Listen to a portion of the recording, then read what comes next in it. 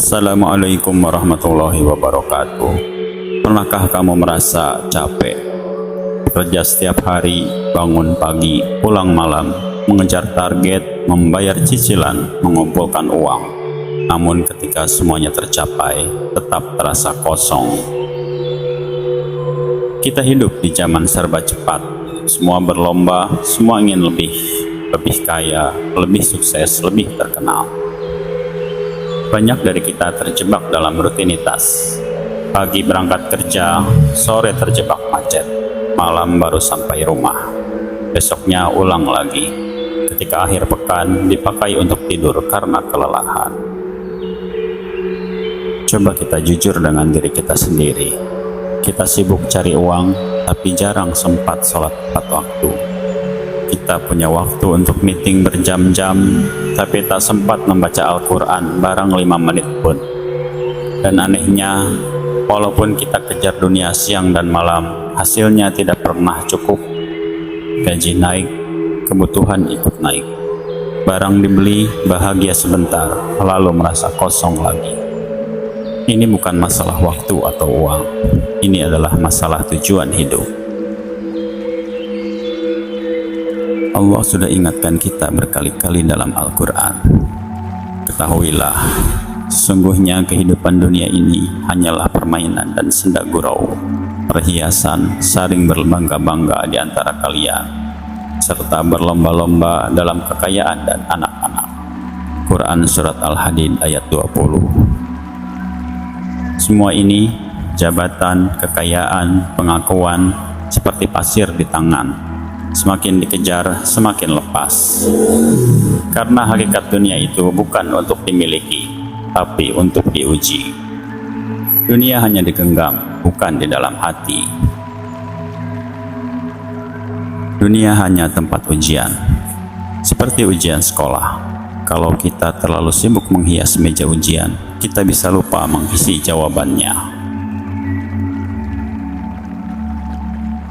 Mari kita lihat contoh nyata.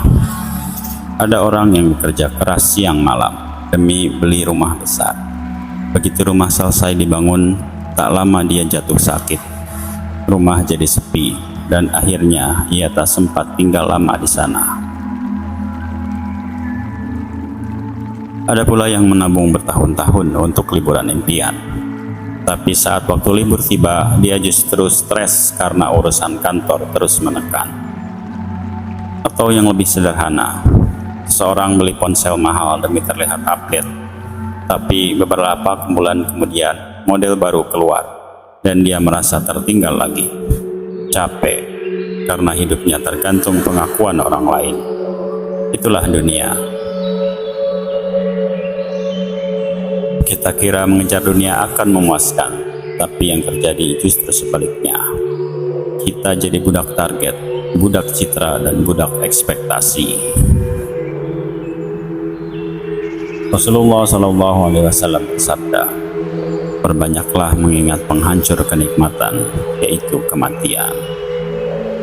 Bukan agar kita takut, tetapi agar kita sadar, agar kita tidak tertipu oleh gemerlap dunia.